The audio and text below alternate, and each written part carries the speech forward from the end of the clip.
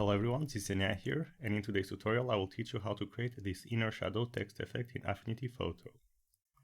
This is the image that I am going to use. If you want to use the same one, I will add the link in the description below.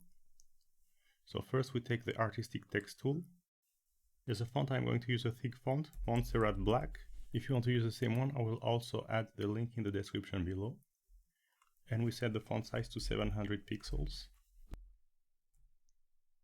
And then we go ahead and we type surf in uppercase letter.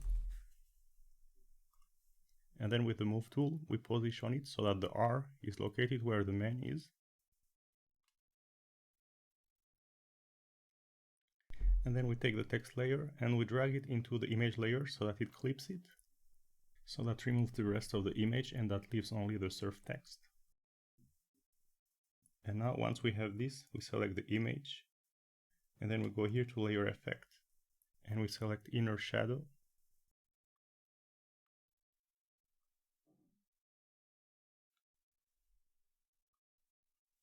And now we can adjust the settings to apply the effect as we want it. So here with radius we can control the extent of the effect, so I will set it to around 30 pixels.